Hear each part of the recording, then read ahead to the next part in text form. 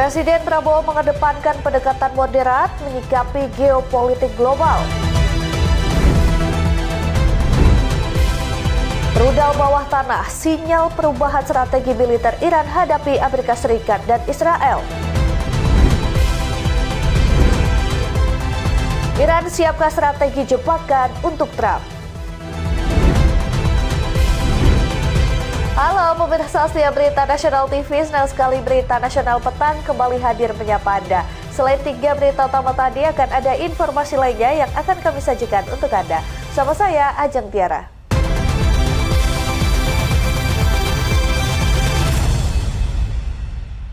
Kita awali dengan informasi yang pertama, pemirsa, emak-emak menyerbu bazar sembako Ramadan di lapangan Sukasari, Bandung, Jawa Barat. Mereka rela antri demi bisa memperoleh sembako murah. Harga kebutuhan pokok merangkak naik di pasaran selama Ramadan. Emak-emak menyerbu bazar sembako Ramadan di lapangan Sukasari, Bandung, Jawa Barat pada Rabu 3 Maret 2026. Mereka rela antri sejak pagi hari menyerbu bazar murah. Para mama berburu kebutuhan bahan pokok lantaran harga sembako merangkak naik selama Ramadan.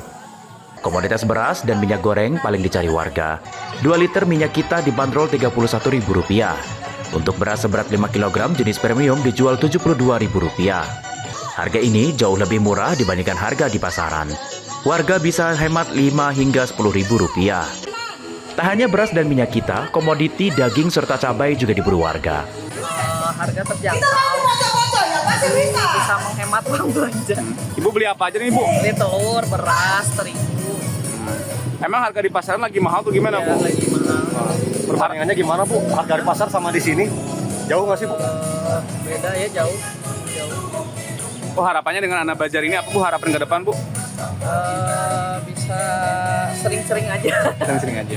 Tingginya minat warga membeli sembako murah membuat emak-emak antri panjang.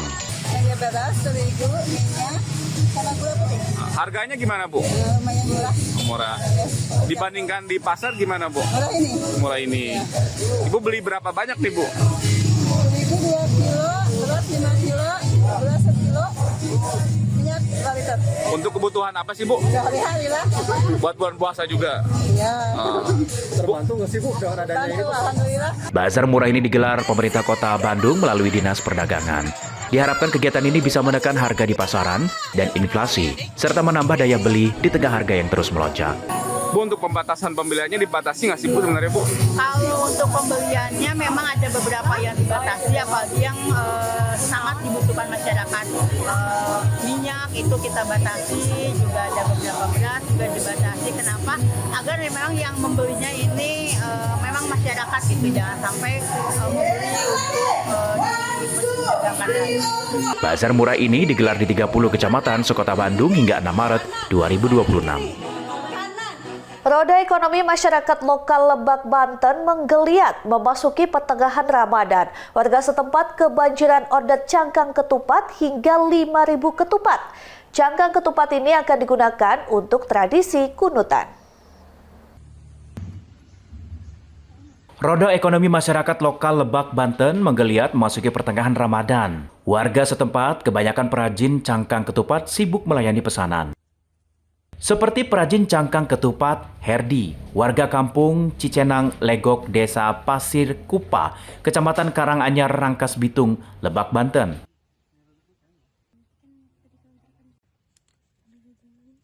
Herdi dan istrinya mengenyam helai demi helai janur kelapa menjadi cangkang ketupat siap pakai. Cangkang ketupat ini akan digunakan untuk tradisi kunutan. Herdi sehari-hari berjualan sayur keliling, beralih pekerjaan menjadi perajin musiman setiap pertengahan Ramadan. Bahkan, karena tingginya pesanan, Herdi memberdayakan warga sekitar membantu proses produksi. Untuk bahan baku janur, Herdi mendapatkannya dengan cara membeli langsung dari pemilik pohon kelapa di sekitar perkampungan. Herdi mengaku selama satu musim kunutan mampu memproduksi 4.000 hingga 5.000 cangkang ketupat. Untuk harga eceran, cangkang ketupat dijual dengan harga Rp3.500 hingga Rp5.000 per 10 buah. Untuk pembelian borongan, harga cangkang ketupat lebih murah, yakni Rp2.500 per 10 buah. Ya, kalau sekarang dari kemarin, cuman kalau mulai jual ini mah dari kecil juga udah mulai jualan tiap tahun. tanggal 15 bulan puasa Lebaran. Kalau untuk aktivitas sehari-hari Bapak profesinya apa nih? Aktivitas sehari-hari juga jualan sambil tani. Jualannya jualan hasil bumi gitu, daun-daunan, hasil-hasil bumi, buah-buahan dari kampung ya, kayak kelapa, pisang begitu ya. Tapi kalau misalnya udah ke tanggal 15 puasa ini Bapak beralih profesi ini ya? Iya. Diketahui, tradisi kunutan identik dengan hidangan ketupat dan palawija. Tradisi ini juga sebagai simbol rasa syukur warga atas kelancaran ibadah puasa. Kegiatan turun-temurun ini menjadi berkah ekonomi bagi para perajin musiman cangkang ketupat di Kabupaten Lebak, Banten. Dari Lebak, Banten, Firman Arif, Berita Nasional TV. Informasi selanjutnya menjelang arus mudik Lebaran Idul Fitri 2026 atau 1447 Hijriah, Polda Maluku menggelar rapat koordinasi lintas sektoral guna memastikan keamanan dan kelancaran masyarakat. Dalam operasi pengamanan ini, puluhan pos pengamanan dan pelayanan tersebar di berbagai titik, serta ribuan personil gabungan akan disiagakan. Dalam rangka kesiapan pengamanan Idul Fitri 1447 Hijriah, Polda Maluku menetapkan sebanyak 78 pos pengamanan, pos pelayanan, dan pos terpadu di berbagai wilayah Maluku. Selain itu, terdapat 1068 objek lokasi yang menjadi prioritas pengamanan selama periode arus mudik dan balik Lebaran. Dalam pengamanan tahun ini, Polda Maluku memfokuskan antisipasi di sejumlah titik rawan, di antaranya kepadatan penumpang di pelabuhan penyeberangan, kemacetan lalu lintas, serta potensi kecelakaan darat dan laut. Pengamanan ini juga melibatkan berbagai instansi terkait untuk memastikan kelancaran dan keselamatan masyarakat selama perayaan Idul Fitri. Untuk mendukung pengamanan tersebut, sebanyak 2.135 personil gabungan akan diterjunkan ke berbagai lokasi strategis di Maluku. Dengan jumlah pergerakan yang meningkat, tentu antisipasi kerawanannya juga harus kita waspadai. Ya, beberapa yang menjadi harapan kita, termasuk target yang ingin kita harapkan, kita tidak ingin terjadi. Ya, karena kita wilayah perairan, itu kita berharap kita mampu mengantisipasi kejadian bencana laut. Jadi kita juga harus targetkan, oleh karena itu seluruh stakeholder harus bekerja keras untuk mengantisipasi itu, termasuk dari berangkat dari sini ke tempat lain maupun dari lain masuk ke tempat. Rapat koordinasi lintas sektoral Kamis siang yang turut dihadiri Gubernur Maluku ini menjadi langkah awal untuk mengantisipasi dan mendeteksi sejak dini titik-titik rawan selama periode libur Lebaran. Dari Ambon, Maluku, Tim Liputan Berita Nasional TV. Pemirsa, Kapolri Jenderal Listio Sigit Prabowo menerangkan berbagai cara yang dilakukan pemerintah Indonesia guna menyelesaikan konflik global yang sedang terjadi saat ini.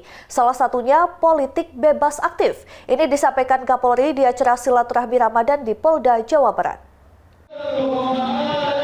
Mulanya Kapolri menyinggung situasi global yang sedang tidak baik-baik saja pasca peningkatan eskalasi antara Iran dengan Amerika Serikat dan Israel. Ia berharap ketegangan yang sedang terjadi saat ini dapat segera terselesaikan. Kemudian Jenderal Sigit menyinggung upaya pemerintah khususnya Presiden Prabowo Subianto dalam melaksanakan politik bebas aktif sebagai negara non-blok untuk menciptakan perdamaian.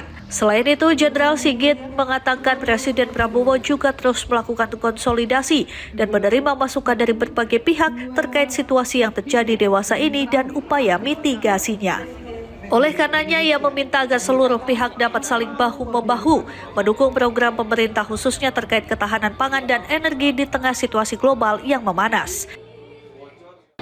Situasi yang sedang kita hadapi, dampak global yang kita hadapi tentunya ini membutuhkan kebersamaan, persatuan, dan itu adalah kunci utama untuk menjaga agar stabilitas Kaptimmas tetap terjaga. Karena apapun yang kita hadapi, Indonesia tentunya harus tetap bisa menjalankan program, pemerintah harus bisa melaksanakan amanatnya untuk mendukung, mendorong terjadinya pertumbuhan dan tentunya mensejahterakan masyarakatnya. Dan ini... Dari Bandung, Jawa Barat, Tim Liputan Berita Nasional TV. Presiden Prabowo Subianto ajak para ulama dukung perdamaian di Timur Tengah. Informasi selengkapnya usai jeda, tetap saksikan Berita Nasional Petang.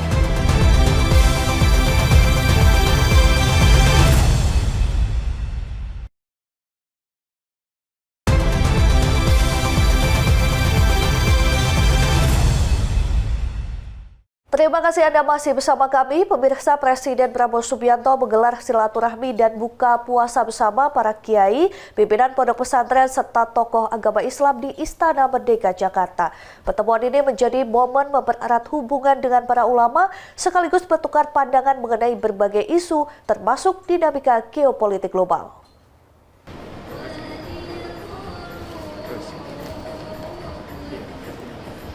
Presiden Republik Indonesia Prabowo Subianto menggelar silaturahmi dengan para kiai, pemimpin pondok pesantren, dan tokoh agama Islam di Istana Merdeka Jakarta pada Kamis 5 Maret 2026.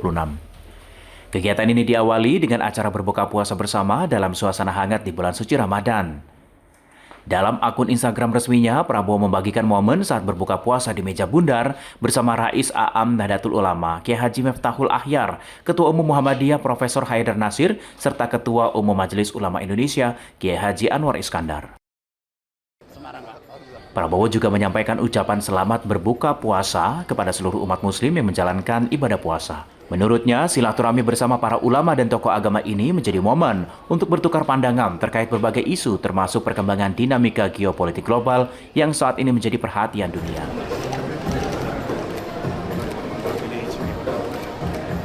Sebanyak 121 pemimpin umat yang terdiri atas ulama dan pimpinan pondok pesantren dari berbagai daerah di Indonesia turut hadir dalam pertemuan tersebut.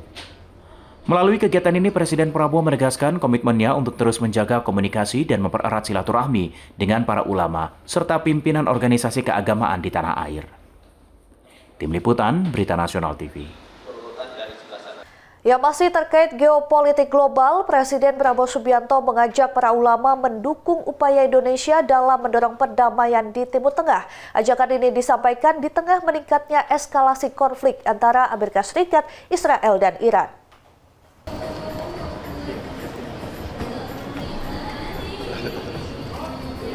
Presiden Republik Indonesia Prabowo Subianto mengajak para ulama untuk mendukung posisi Indonesia dalam mendorong terwujudnya perdamaian di Timur Tengah. Ajakan ini disampaikan Presiden Prabowo dalam acara buka puasa bersama tokoh ulama di Istana Merdeka Jakarta pada Kamis 5 Maret 2026. Pemerintah Indonesia menegaskan kesiapannya untuk melakukan berbagai upaya konkret demi mendorong solusi damai di tengah meningkatnya eskalasi konflik Amerika Serikat, Israel dengan Iran.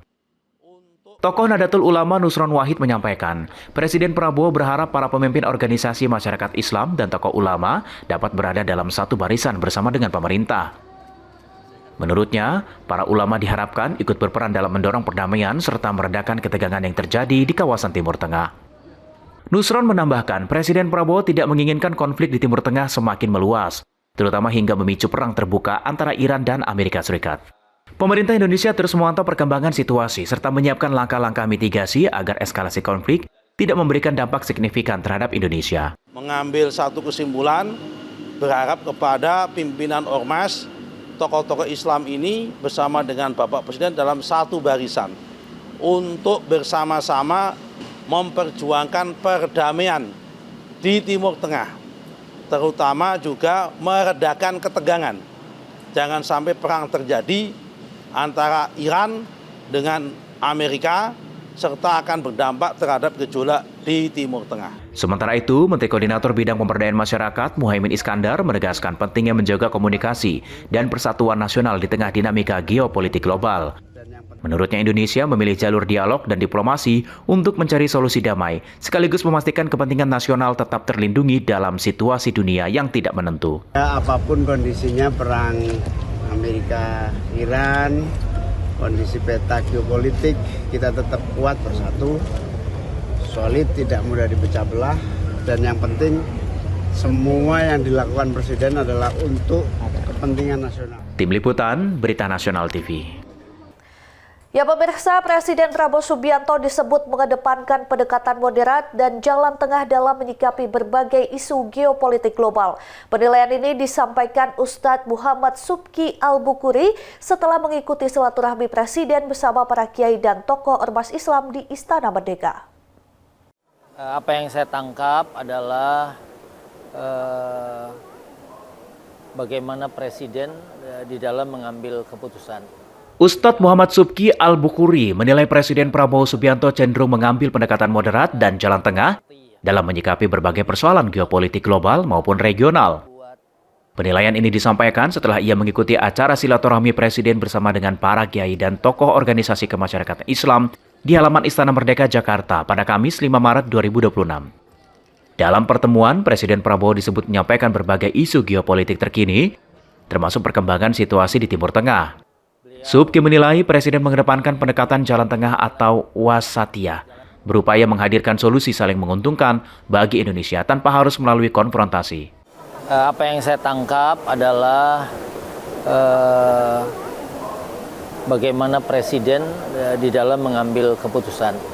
Beliau sepertinya lebih mengambil jalan tengah, jalan moderat, jalan wasatiyah.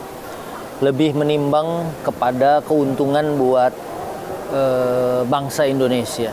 Misalnya ketimbang, ya dalam bahasa beliau, tempur atau perang, akhirnya 100% dari zero. Artinya kita nggak dapat apa-apa. Yang saya tangkap ya lebih kepada win-win solution. Artinya bagaimana daripada kita nggak dapat sama sekali dan kita perang terus gitu kan, kita lebih baik mendapat bagian yang secara adil bisa. Menurutnya, pendekatan tersebut juga tercermin dalam cara Presiden memandang berbagai persoalan kawasan, seperti sengketa di Laut Cina Selatan, wilayah Natuna, serta isu perbatasan Indonesia dan Malaysia di Ambalat. Dalam menyikapi berbagai permasalahan, Presiden lebih memilih pendekatan win-win solution dibandingkan konflik terbuka. Sementara mengenai isu Israel dan Palestina, Subki menyebut Presiden Prabowo menilai penting mencari jalan damai agar konflik berkepanjangan bisa segera diakhiri. Salah satu gagasan yang muncul adalah kemungkinan pengakuan secara timbal balik dengan syarat Israel mengakui kemerdekaan Palestina dan menghentikan tindakan kekerasan terhadap rakyat Palestina. Tim Liputan Berita Nasional TV.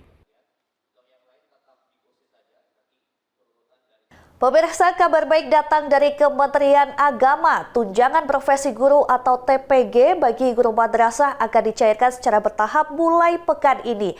Selain itu, sekitar ribuan guru madrasah lulus PPG 2025 dan akan menerima tunjangan profesi tahun ini.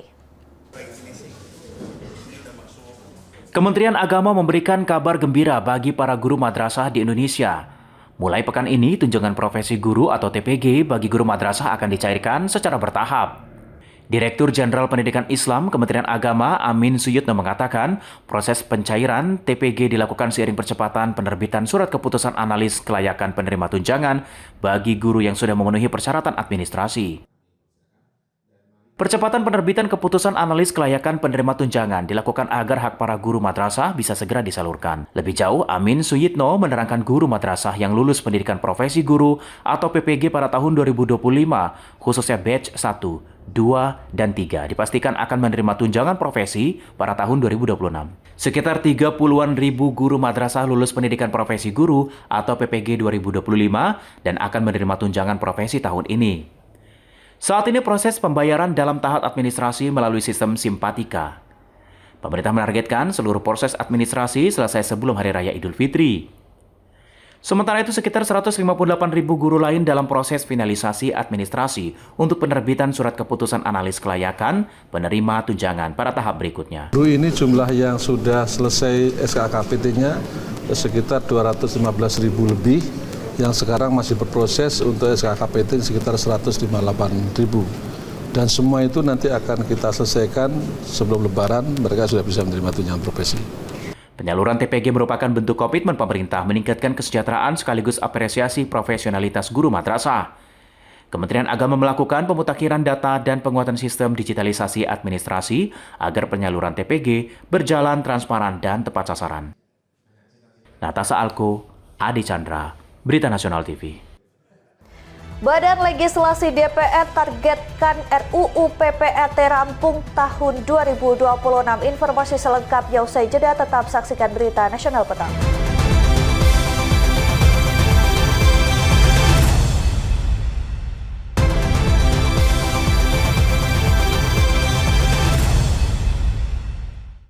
Anda kembali menyaksikan Berita Nasional Petang. Pemirsa, Badan Legislasi DPR memasang target merampungkan dan mengesahkan rancangan Undang-Undang Perlindungan Pekerja Rumah Tangga atau RUU PPRT pada tahun 2026. DPR terus membuka partisipasi publik untuk memberi masukan agar penyusunan draft RUU PPRT segera rampung.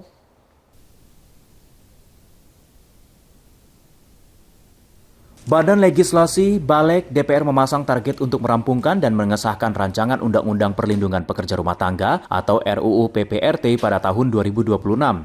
Guna mencapai target tersebut, DPR terus membuka ruang partisipasi bagi berbagai elemen masyarakat untuk memberikan masukan strategi sebelum draft final masuk ke tahap pembahasan intensif. Ketua Badan Legislasi DPR RI Bob Hasan usai rapat dengar pendapat umum dengan sejumlah unsur masyarakat, termasuk perwakilan Yayasan Lembaga Bangunan Hukum Indonesia dan Konfederasi Rakyat Pekerja Indonesia di Kompleks Parlemen Senayan, Jakarta, pada Kamis 5 Maret 2026, menyebut target penyelesaian pada 2026 sudah dipastikan meski belum dapat memastikan bulan pengesahannya. Liku-liku terkait dengan bagaimana perlindungan maupun juga penyelesaian, baik itu terhadap perselisihan, baik itu ada limitasi tentang upah dan sebagainya. Nah ini maka diperlukan adanya terus-menerus RDP atau rapat dengan pendapat dalam memenuhi makna partisipasi publik.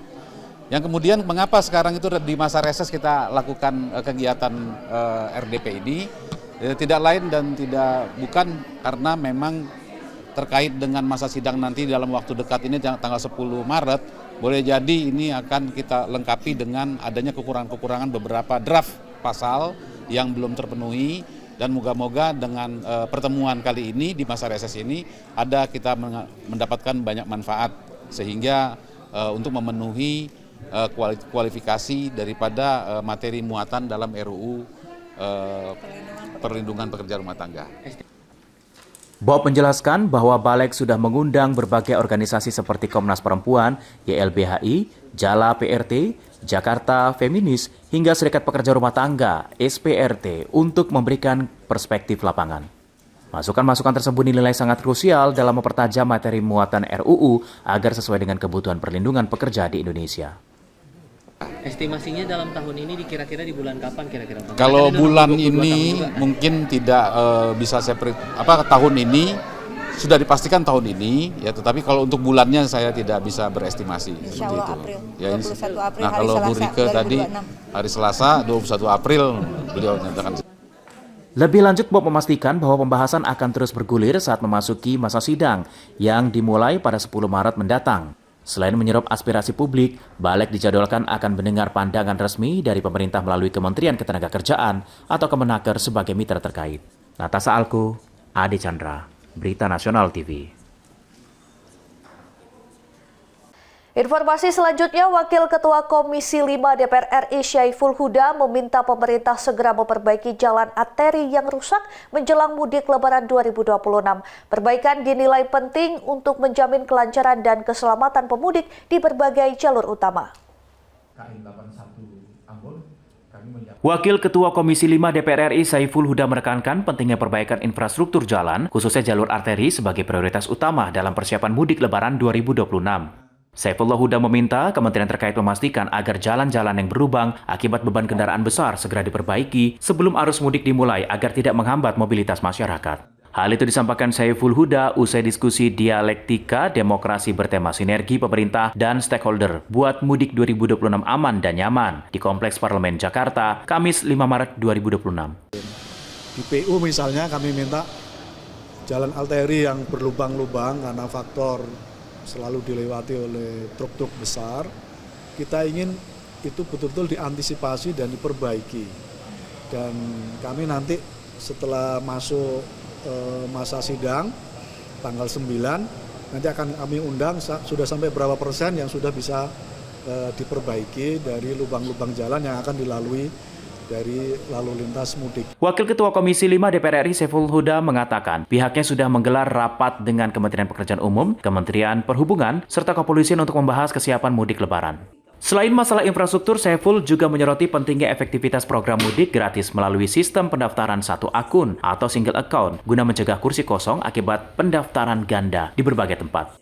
Lebih lanjut, Huda turut mengapresiasi kebijakan penurunan harga tiket pesawat yang tahun ini mencapai angka diskon 18%. Ia juga mengingatkan pihak kepolisian untuk memperketat pengawasan terhadap kendaraan tidak layak atau mobil zombie melalui berbagai checkpoint, serta meminta BMKG terus memperbarui informasi cuaca terkait potensi banjirop di sejumlah titik jalur mudik. Jadi salah satu upaya kita yang kita lakukan selain meminta mereka untuk lanjut ke rest area berikutnya, kami juga minta mereka untuk keluar dulu dari tol, ya keluar kemudian mencari rest area yang di luar atau di daerah-daerah yang ada di sekitar tol, karena dari tol sendiri sudah memberikan kebijakan mereka nanti akan masuk tidak ada lagi tap atau mungkin di transaksi lagi, nah gitu. Jadi itu merupakan salah satu upaya yang dilakukan. Kemudian ada beberapa rest area, baik rest area yang tipe A maupun tipe B itu sudah kita minta untuk penambahan area parkir, penambahan kamar mandi atau WC portable, termasuk penambahan SPKLU. Karena tidak menutup kemungkinan untuk tahun ini banyak pemudik yang menggunakan kendaraan roda 2 yang menggunakan listrik.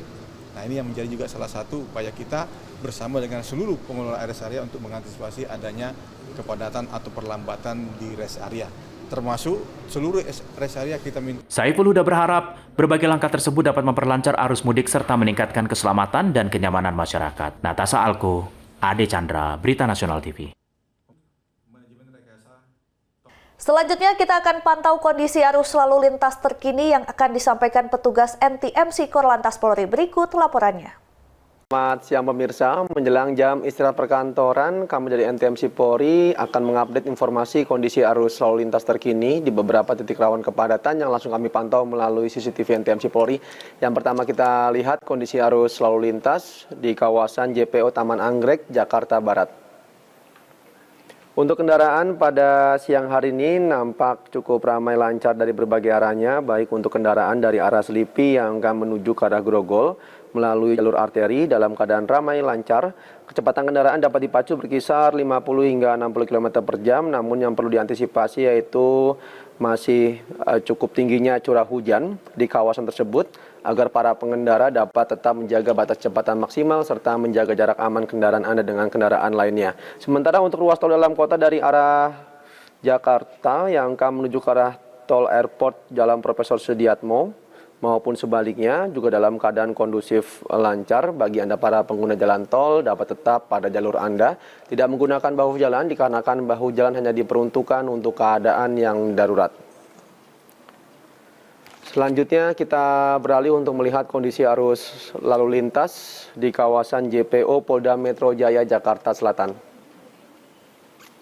Untuk kendaraan dari arah Gatot Subroto yang akan menuju ke arah Semanggi maupun Senayan dalam keadaan cukup ramai, namun sesekali mengalami perlambatan kecepatan dikarenakan banyaknya kendaraan keluar masuk di kawasan tersebut. Sementara untuk kendaraan dari arah Semanggi yang akan menuju ke arah Kuningan maupun Cawang dalam keadaan kondusif normal.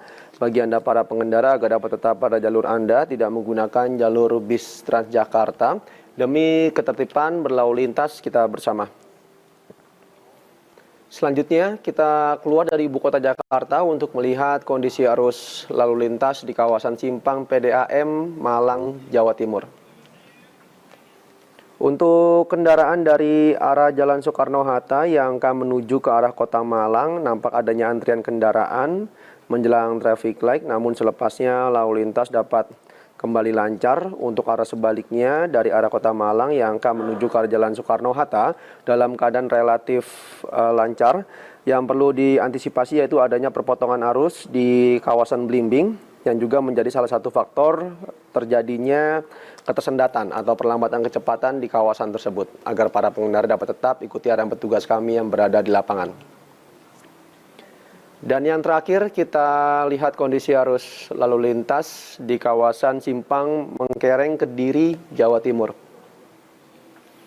Untuk lalu lintas secara umum nampak cukup normal, baik untuk lalu lintas dari Surabaya yang akan menuju ke arah Madiun maupun sebaliknya dalam keadaan kondusif lancar. Yang perlu diantisipasi yaitu terdapatnya perlintasan rel kereta api dan juga tetap perhatikan lajur kendaraan Anda. Yang perlu juga diantisipasi juga kendaraan yang berasal dari arah Kediri yang akan menuju ke arah Surabaya. Selain itu juga terdapat truk muatan barang yang kerap kali melintas agar para pengendara dapat tetap berhati-hati. Ya baik pemirsa, mengingat curah hujan belakangan ini terkhususnya di kawasan Jabodetabek cukup tinggi, bagi Anda para pengendara agar dapat tetap berhati-hati, tetap menjaga jarak aman kendaraan Anda dengan kendaraan lainnya, serta jika turun hujan bagi Anda para pengendara sepeda motor agar tidak berteduh di bawah flyover dan juga menghindari penggunaan jas hujan jenis ponco karena hal tersebut kerap kali menyebabkan kecelakaan lalu lintas.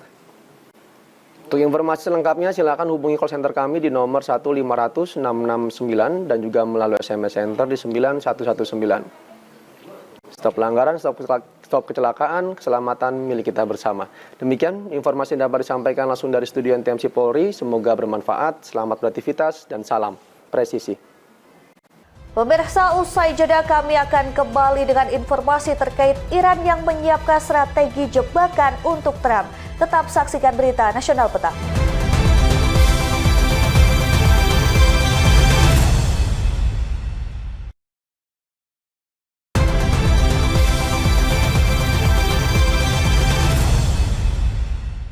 Terima kasih Anda masih bersama kami. Pemirsa, di saat memanasnya situasi kawasan Timur Tengah, Iran mulai menggunakan fasilitas peluncuran rudal bawah tanah dalam operasi terbarunya. Langkah ini dinilai sebagai sinyal perubahan strategi militer dan peningkatan eskalasi konflik. Perang antara Israel dan Iran disebut akan memasuki fase kedua dengan fokus pada serangan terhadap situs rudal balistik berada jauh di bawah tanah di wilayah Iran. Unggahan yang beredar di media sosial pada Kamis 5 Maret 2026 menyebutkan pasukan Garda Revolusi Islam Iran atau Islamic Revolutionary Guard Corps atau IRGC tidak lagi mengandalkan peluncur rudal konvensional di permukaan. Sebagai ganti, IRGC diklaim mengoperasikan sistem peluncuran dari fasilitas bawah tanah. Penggunaan metode ini dinilai bisa menyulitkan proses pelacakan dan deteksi lokasi peluncuran, terutama oleh sistem pertahanan milik Amerika Serikat dan sekutunya.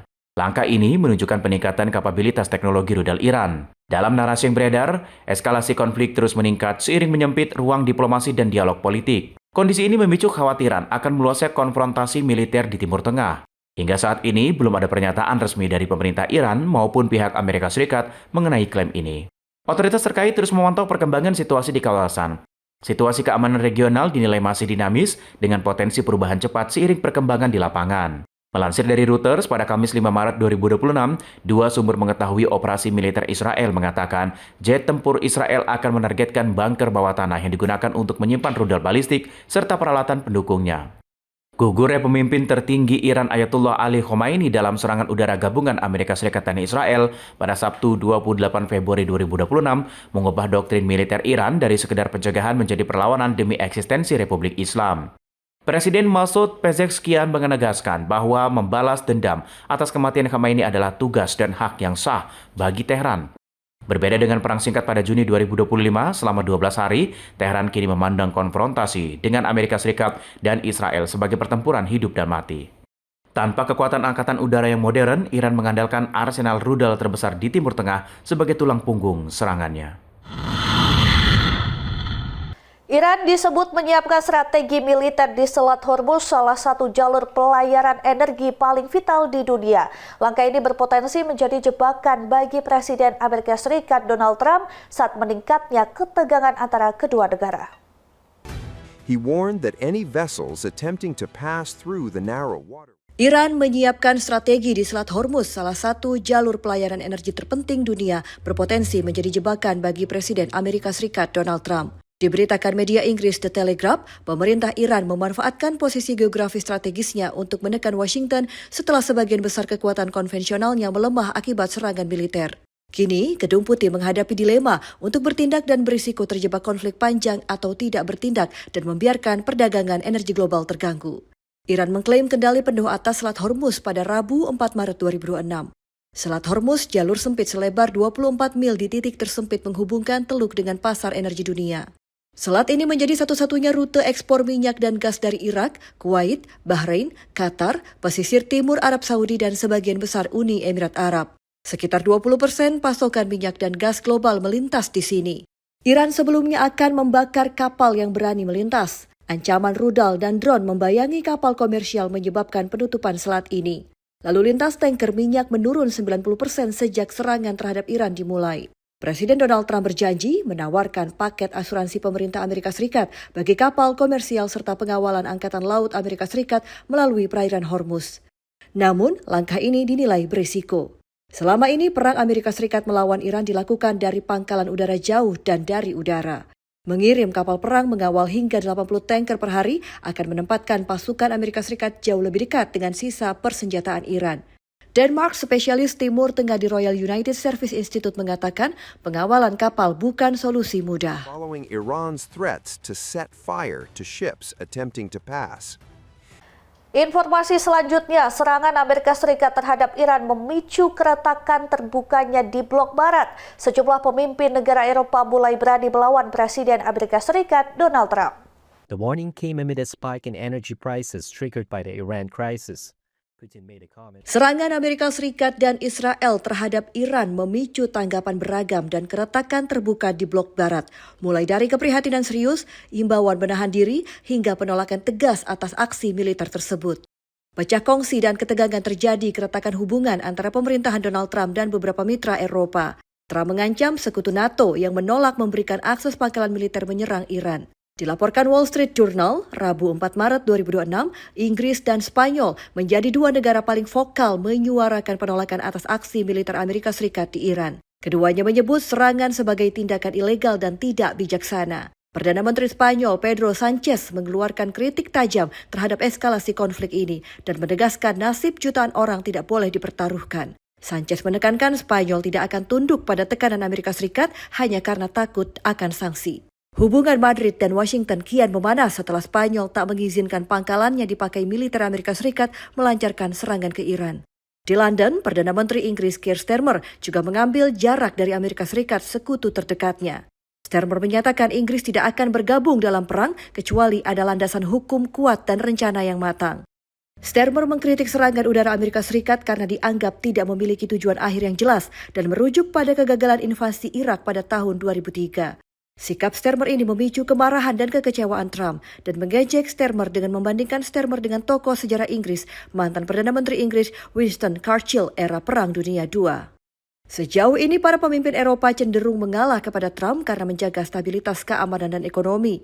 Mereka diam saat Trump menghentikan bantuan untuk Ukraina atau menerapkan tarif dagang sepihak. Ini karena Eropa bergantung pada Amerika Serikat menghadapi Rusia, pasokan energi dan pasar ekspor. Namun, isu Iran menjadi titik kesabaran.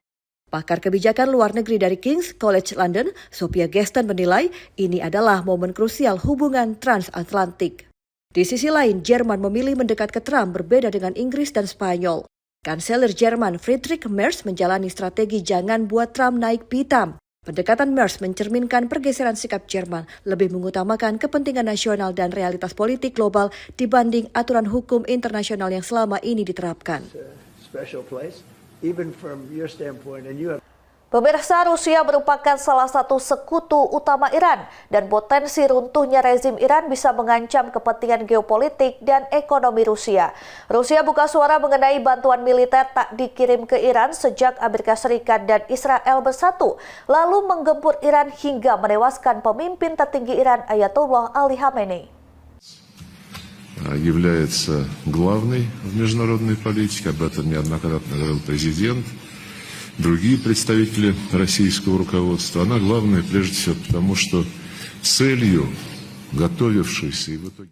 Rusia buka suara mengenai bantuan militer ke Iran sejak Amerika Serikat dan Israel bersatu, lalu menggempur serangan pada Sabtu 28 Februari 2026. Dilansir AFP, Rusia menyatakan Iran belum meminta bantuan militer dari sekutu Moskwa. Hal ini disampaikan juru bicara Istana Kepresidenan Rusia alias Kremlin, Dmitry Peskov, kepada wartawan pada Kamis 5 Maret 2026. Hubungan diplomatik antara Rusia dan Iran menjadi sorotan tajam setelah serangan besar-besaran Amerika Serikat dan Israel menghantam Teheran. Serangan ini menewaskan pemimpin tertinggi Iran Ayatollah Ali Khamenei. Meski dikenal sebagai sekutu dekat, Moskwa tidak mengirim bantuan militer kepada sekutunya di Timur Tengah. Rusia dinilai hanya memberikan dukungan bersifat simbolis dan verbal. Rusia merupakan salah satu sekutu utama Iran dan potensi runtuh rezim Iran bisa mengancam kepentingan geopolitik dan ekonomi Rusia. Dalam pernyataan resmi Rusia, Menteri Luar Negeri Sergei Lavrov hanya menawarkan simpati dan janji dukungan verbal kepada Iran. Rusia tidak memiliki kewajiban membela Iran, meski keduanya menandatangani perjanjian kemitraan strategis pada April 2025. Dalam kesepakatan, tidak memuat klausul pertahanan bersama. Kesenjangan komitmen ini terlihat kontras jika melihat bantuan Iran yang selama ini memasok drone dan rudal untuk perang Rusia di Ukraina. Bagi Presiden Rusia Vladimir Putin, faktor Israel menjadi pertimbangan utama menghambat keterlibatan militer Rusia di Teheran.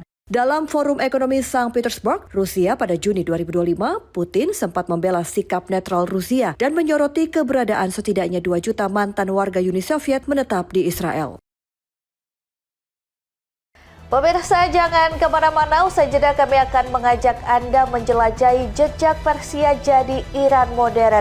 Berita Nasional Petang akan segera kembali.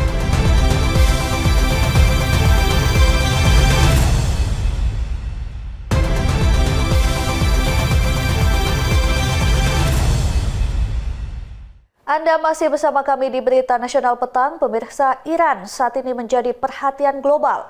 Ia menyerang negara-negara sekutu Amerika Serikat di kawasan Teluk usai negaranya diserang Amerika Serikat dan Israel. Di balik itu, sejarah Iran bukanlah kisah yang lahir dalam semalam.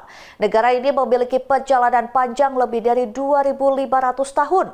Dimulai dari kejayaan Kekaisaran Persia kuno, runtuh oleh penaklukan besar, kemudian bangkit kembali dalam berbagai dinasti. Hingga akhirnya berubah menjadi Republik Islam. Kini menjadi salah satu kekuatan paling berpengaruh di Timur Tengah. Seperti apa sejarah Persia? Berikut tayangannya untuk Anda.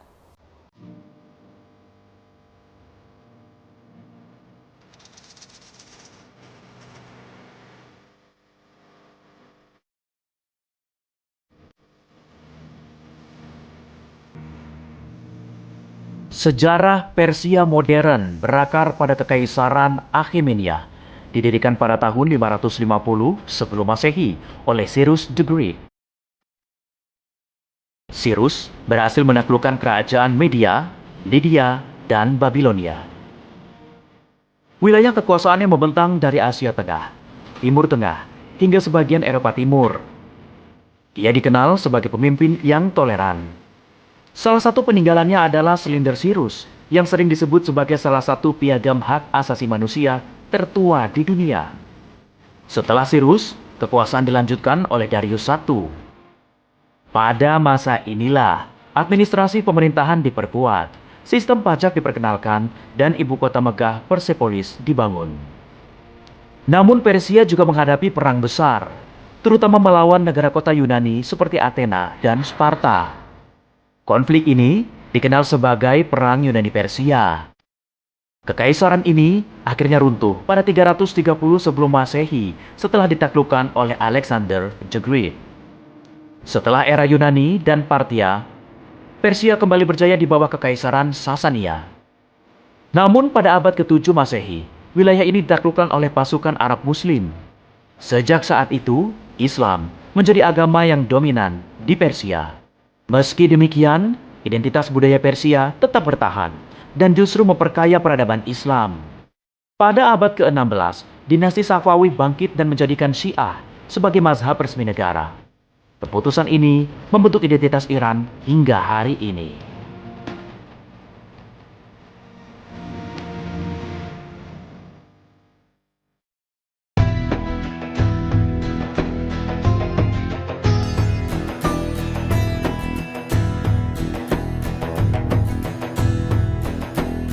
Pada tahun 1935, di bawah kepemimpinan Reza Shah Pahlavi, nama Persia secara resmi diubah menjadi Iran. Dinasti Pahlavi membawa modernisasi, namun juga menuai kritik karena pemerintahan yang otoriter dan kedekatan dengan Barat. Hingga puncaknya terjadi pada tahun 1979, ketika revolusi Islam menggulingkan Shah dan melahirkan Republik Islam Iran di bawah pimpinan Ruhollah Khomeini. Sejak saat itu, Iran menjadi negara dengan sistem teokrasi, di mana pemimpin tertinggi memiliki kewenangan besar dalam politik dan militer. Tak lama setelah revolusi, Iran menghadapi perang Iran-Irak pada tahun 1980 hingga 1988. Perang ini menewaskan ratusan ribu orang dan membentuk doktrin pertahanan modern Iran. Iran kemudian memperkuat militernya, termasuk melalui Islamic Revolutionary Guard Corps atau IRGC. sebuah pasukan elit yang memiliki pengaruh besar dalam keamanan dan politik. Bahkan, Iran juga mengembangkan program rudal balistik dan teknologi nuklir. Meski Iran menyatakan program nuklirnya untuk tujuan damai, sejumlah negara barat menyatakan kekhawatiran terhadap potensi militer.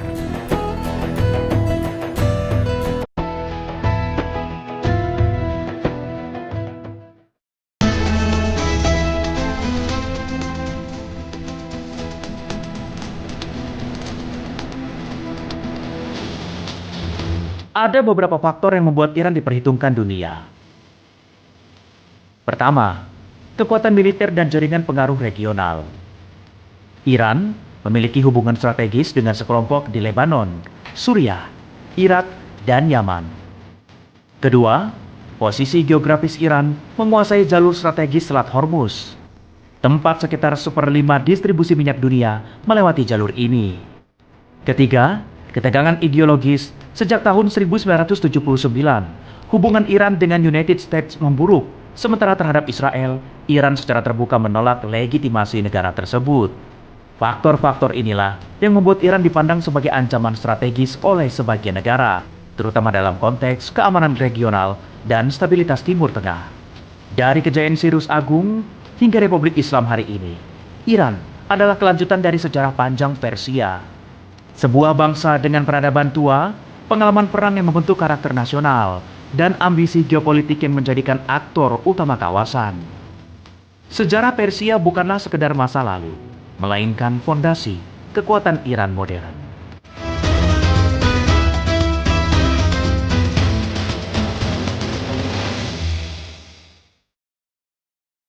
Kabar berikutnya, sekelompok para siklis dari komunitas Gaza Sunbirds menghadirkan bioskop keliling bagi anak-anak di kamp pengungsian Gaza. Kegiatan ini sebagai upaya memberikan hiburan serta ruang aman emosional di tengah konflik yang masih berlangsung. Sekelompok para siklis dari komunitas Gaza Sunbirds menghadirkan bioskop keliling bagi anak-anak di kamp pengungsian Gaza pada akhir Februari 2026. Inisiatif ini digelar di sejumlah kamp pengungsian di wilayah Gaza. Para siklis membawa layar proyektor, portabel, dan peralatan pemutar film sederhana yang diangkut menggunakan sepeda. Mereka berkeliling dari satu lokasi ke lokasi lain untuk menyelenggarakan pemutaran film bagi anak-anak. Di tengah keterbatasan listrik dan fasilitas, kegiatan ini menjadi salah satu bentuk dukungan psikososial bagi anak-anak yang terdampak konflik. Video ini diunggah Gaza Sunbirds pada akhir Februari 2026. Sejumlah laporan media internasional menyebutkan bahwa akses terhadap hiburan dan kegiatan kreatif bisa membantu anak-anak merasakan kembali suasana normal meskipun hanya sementara. Momen tawa dan antusiasme anak-anak saat menonton film turut diabadikan dan beredar di media sosial. Inisiatif ini dinilai sebagai upaya sederhana penuh makna, menjaga semangat dan kebersamaan di tengah krisis kemanusiaan yang masih berlangsung. Pemirsa, informasi tadi sekaligus mengakhiri jumpa kita pada petang kali ini. Saya Ajeng Tiara beserta kru yang bertugas pamit undur diri. Terima kasih dan sampai jumpa.